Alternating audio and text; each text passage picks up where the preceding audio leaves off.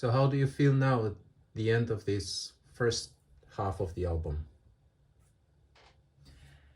Let's not stop here. I feel this urgent desire to go pick up the vinyl and put the next one in as quickly as possible.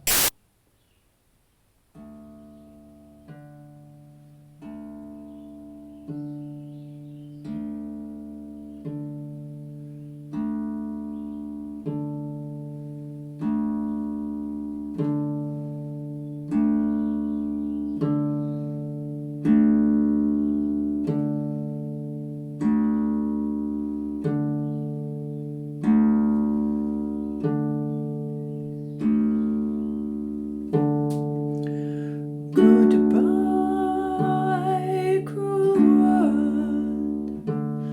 I'm leaving you today. Goodbye, goodbye, goodbye.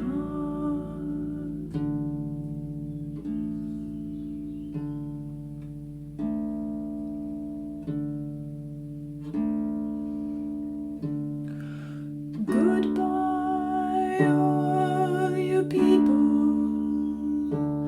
There's nothing you can say to make me change my mind.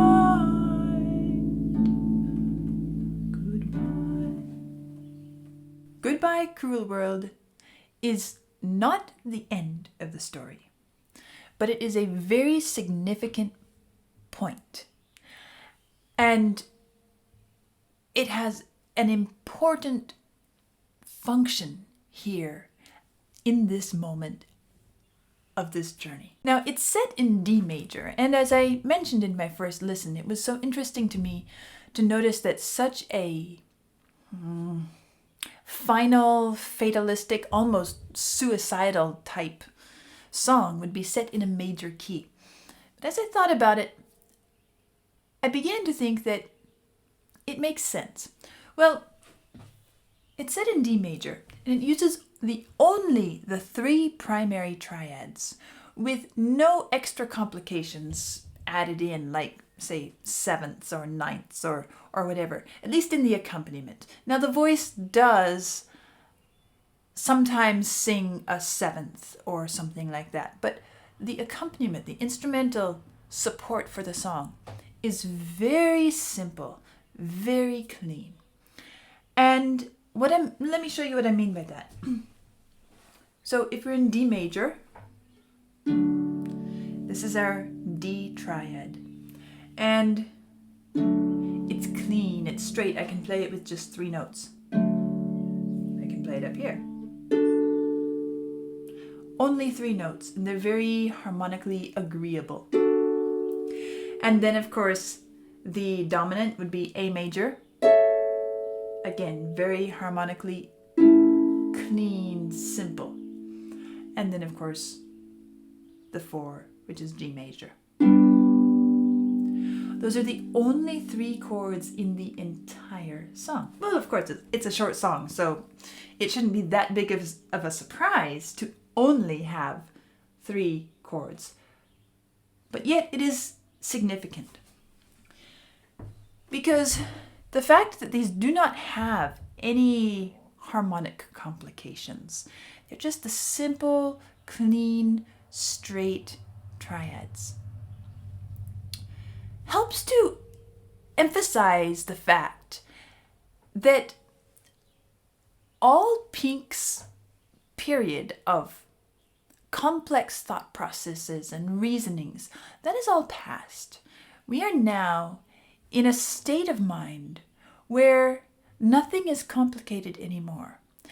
Nothing is even traumatic anymore. This song is simply a clean, straight statement of his conclusion. Having gone through all that he's gone through up to this point in his life, this is his conclusion. He's replaced the arms around him with the wall around him. And this music conveys peacefulness and ease and comfort. We think of it as being a very depressing moment. And yet if we listen to the backing, the harmonic support for the voice, and even the voice itself, there is a detachment, a peacefulness, a non-stressed feeling to the entire song, suggesting that he doesn't feel sad or conflicted about his decision. He has no regrets. He anticipates no pain. He foresees no loneliness. In other words, it's a good decision from his perspective. He's gone through all of the hard part. Now the easy part is simply to say, goodbye. I'm leaving. That's it. Now, we're at the end of the first half of the album, and it's a good place to pause. It's the closing of an experience, of a life. What lies ahead for Pink, for anyone in this state, is unknown.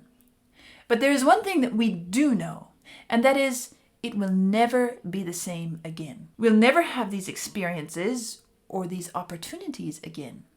That life has been cut off by our own doing, or rather, Pink's. Whatever experiences in life come after this will grow out of an entirely different world, an entirely different mind, an entirely different person. Not only does this song mark the end of an era, the end of a life, it also causes us to pause and reflect on this journey. Forces us to take stock of what has happened, where we've been, where we've come.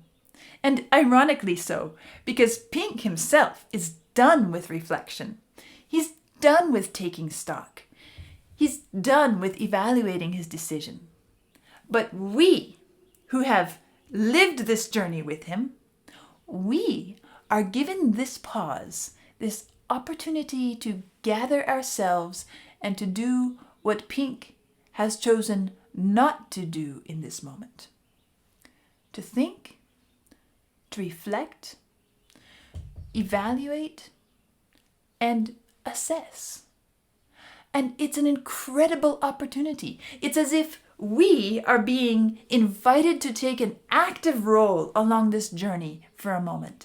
In this entire experience of the wall, we are being engaged and forced to participate. Maybe forced is too strong of a word.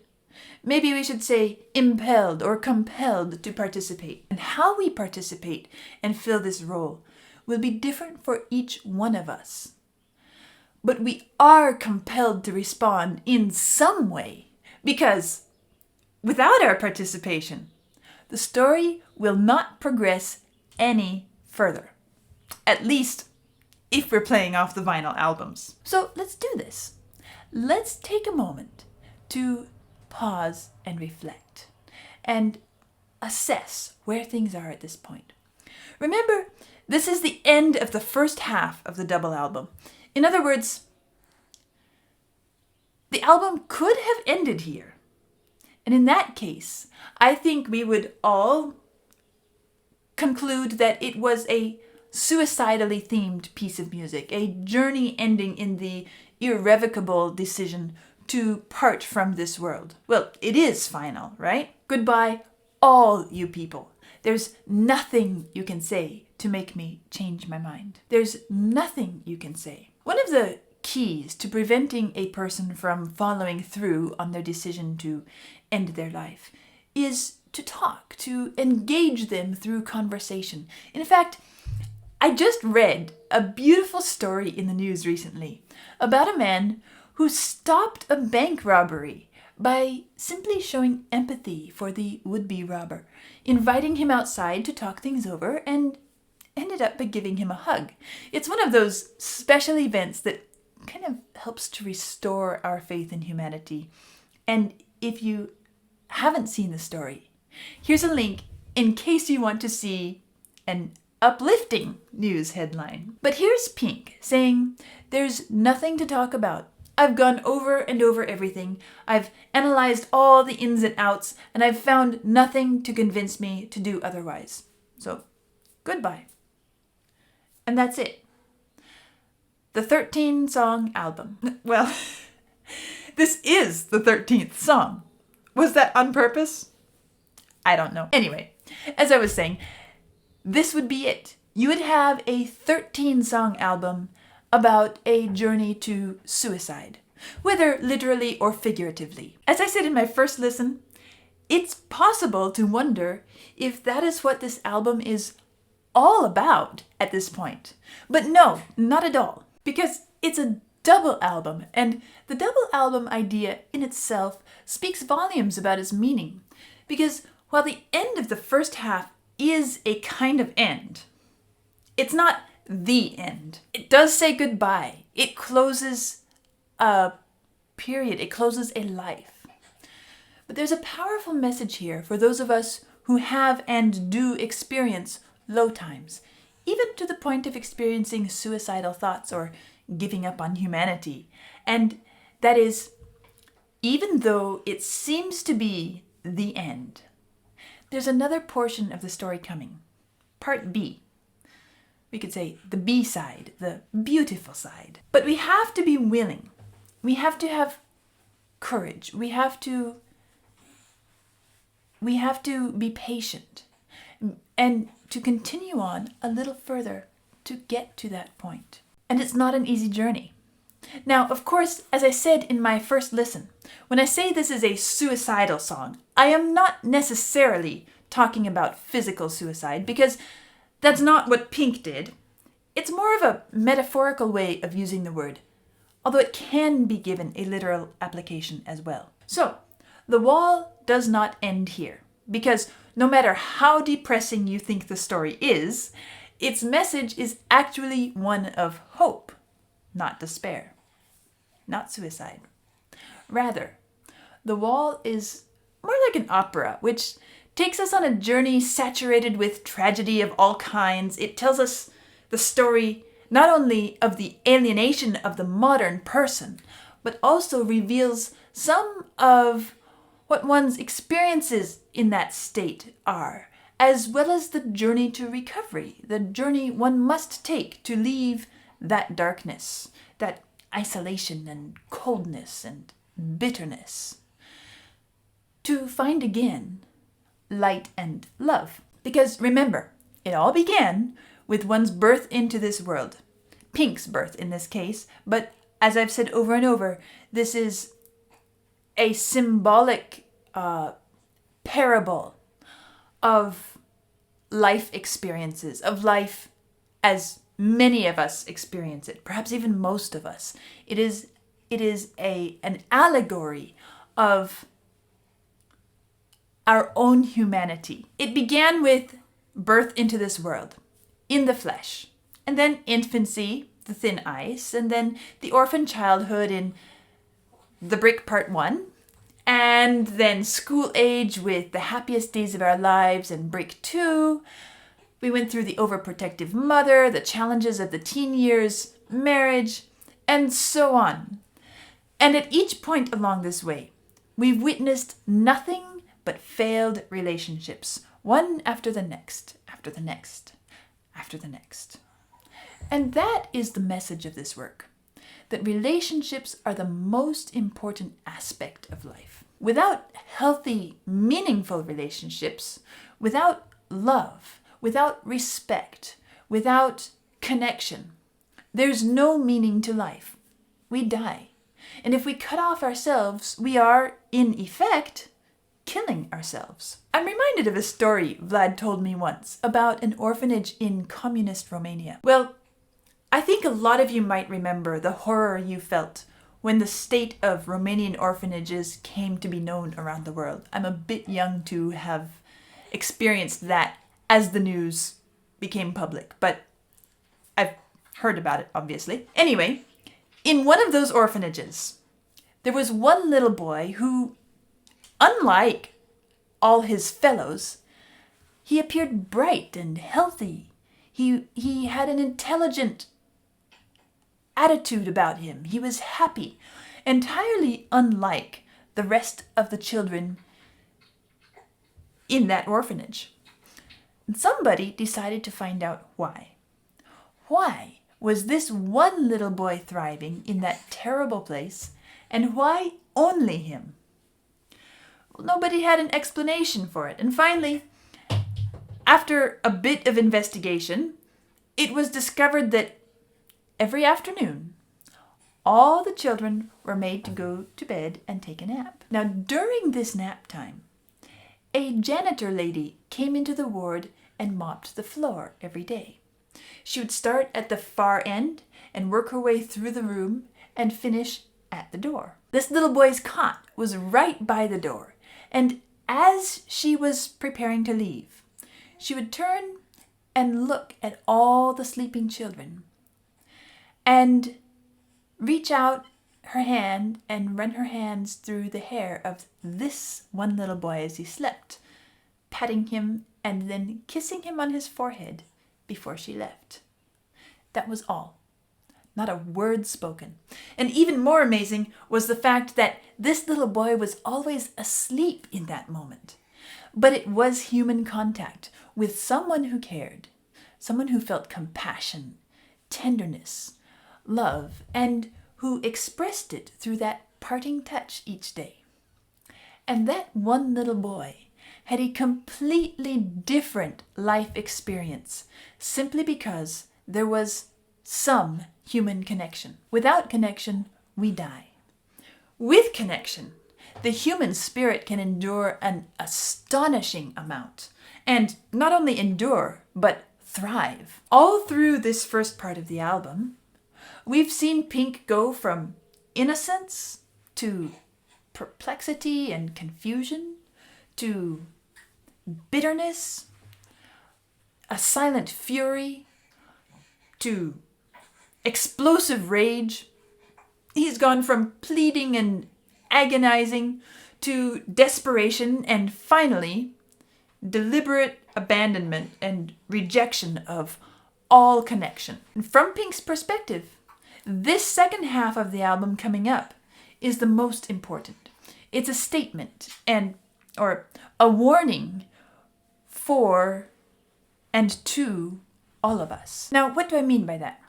Well, you've heard me say several times along this journey that I consider Hey You, which is coming next, the first song of the second part of the album, I consider that it is the first moment in which we reach present tense in this narrative. Now, I can expand and give several reasons why, but I think the most efficient way to show how I reached this conclusion would be to look actually at the movie. Watch the movie. What do we see as we begin Goodbye, Cruel World? Well, Pink is in his hotel room. The cigarette has practically burned up to his fingers and he is lost in thought. This is exactly how the movie began. And if you don't remember, maybe you want to go back and look at the beginning of the movie. Right after When the Tigers Broke Free, there he was, sitting in his hotel room, the cigarette between his fingers, and as the janitor comes closer to the door of his room, the camera gets closer and closer to his eye, just like in Goodbye, Cruel World, and we are being taken into his mind's eye. In other words, those two scenes are one and the same. Goodbye, Cruel World returns us to the beginning, or to present tense. Everything that we've experienced so far, all along, between those two moments, was taking place in Pink's mind as he sat there. We've been viewing Pink's inner thoughts and his recollections, which in reality happened just in the split of a second, because we can see the cigarette is still burned out to the same length. We've been invited. We were taken into his mind, and he has told us his story using all the symbolism and the lyrics and the music that we've experienced to this point. We've become his witnesses. And why? Because he wanted to make sure that we understood the reasons behind his decision to part from everybody, from all you people, from every single one of us. And now, the upcoming final half of the album, double album, is the most important. This is where he will show us not only how life really is behind the wall, the perfect isolation, as he says, but he also wants us to see. He wants to show us the road to recovery and to demonstrate to us that love and relationships are indeed the most important thing in this life. But before that, he wanted to make sure that we understood the how and the why of how he ended up here. Now, in the movie, we can finally see what he was looking at the beginning when In the Flesh began, or before it started. He, in that state of recollection, was looking at the wall. He was focused on the wall. He was contemplating, considering, and viewing the completed wall. And he is focused on a specific brick, which is him completing the run across the field. And I'll talk more about that in a later song. For now, we see the gray color dominating that scene of the wall. And we see that the bricks are worn, eroded. These are not new bricks. They have been laid down a long time ago, brick after brick. But now, in the present tense, the wall is completed and the final decision has been made. Goodbye, Cruel World begins with Pink contemplating this same wall. And remember, we just came from brick 3. So we're made to remember that all in all, you were just all bricks in the wall. Even at the same moment that we're being told that we are cruel world, as the song begins. I cannot tolerate you, world. You are so cruel. You, world, all you people, and everybody that hears this is part of that you, that cruel world. So, goodbye. Not as in, see you soon. No, goodbye as in, adieu. We will part forever. And just as I said in my first listen, even the end of the song itself is abrupt, hitting us hard, not only with the tone of his voice as he says that last goodbye. Notice that he is not singing anymore at that point. It's more a flatly spoken goodbye. This is a moment which hits the hardest because of how it's set. If we were to have a bunch of heavy percussion or other aggressive sounds here, trying to emphasize the force of the moment, it would actually destroy its impact. And it's not only the setting and his tone of voice, but also the sudden silence which falls hard immediately after it. Goodbye. We haven't had many silent moments in this first half of the album. Most of the songs have been connected to each other without a break, just like this Goodbye Cruel World flows out of brick 3. But now, suddenly, after this last hastily spoken goodbye, we feel a harsh silence. A silence in the place of a person or relationship which once filled this space, but is no longer there. But remember, there is a second part of the story, the B side, the beautiful side, and we will follow it together here at Virgin Rock all the way to its beautiful end, because it is an end that everyone should know and understand. Now, before I tell you goodbye, but not as in adieu, but as in I'll see you next time. Let's go to today's questions. The first question comes from Steve H, and it's specific to Another Brick in the Wall Part 2. He says, I am amazed at how intuitive you are to the core meaning of this music. Your empathy for the children and your passion for the role of a good teacher is obvious. You're going to make a fantastic mother. Thank you for the encouragement, Steve. The question is, how do you think you would react if you find your 12-year-old child listening to music like this, as well as other dark, disturbing rock music?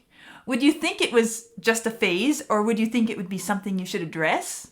Or would you think it was just normal and healthy? Such an interesting question, especially now as I have a little few months old baby. Of course, I won't know until I reach that point of having a 12-year-old. But as you know, I'm a teacher. I've worked with a lot of children in my life, and my perspective is it all depends. I would want to know, why is that 12-year-old listening to this music? And I would want to find out and understand what the attraction is. Is it a fascination? Is it some emotional or psychological need or disturbance? Is it a mind that is exploring ideas that are coming and needing to be developed? Because a 12-year-old can be quite intellectually advanced. And sometimes, if it's a very bright, even precocious 12-year-old, sometimes their emotional journey hasn't caught up with their intellectual state, or vice versa. You can have a very emotionally developed child who doesn't have the intellectual capacity yet to process all the emotions. And so it really depends on the context, the details of the situation. But I guess if I found my child listening to music like this, whether it was at 12 years old or 15 or 8, if I found that they were attracted and absorbing it, I would want to get involved. I would want to participate and be company with the child on this journey and help them understand and use it in a healthy way. And, well, we'll see what happens. I know I have a 12-year-old in my future, some years down the road.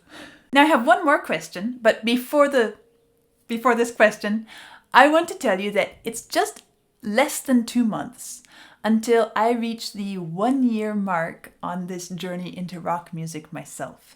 And we're getting kind of close to 100,000 subscribers, and I would love to see this channel reach that point round about that time. So if you want to help me by liking, subscribing, sharing this channel, encouraging your friends or family to do the same, I'd appreciate it. Last question of the day from the Friday Morning Nameless asks, after your experience with The Wall in its entirety, how would you place it in the annals of musical significance? Say, standing to the next great classics, Mozart and such. I guess I would like to let history make that decision for sure. But obviously you can see that I feel that this work, The Wall, has a lot of merit, artistically, ideologically, intellectually. There are things to sink your teeth into, things to take hold of and wrestle with and explore, far more than just the surface experience.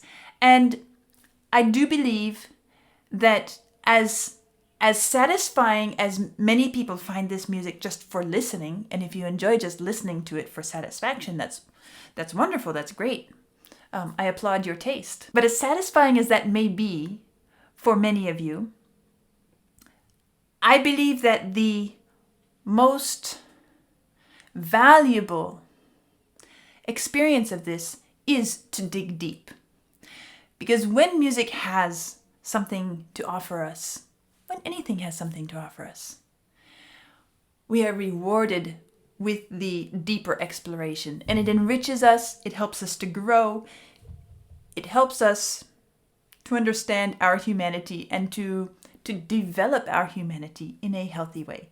And in that regard, I think this is a highly valuable work. Next time, we will meet in this wall journey at the Hey You milestone for the second time. Because if you remember, that was my very, very first exposure to The Wall and to Pink Floyd. And you can find that link here if you're curious to see my very first impressions of this band and this music.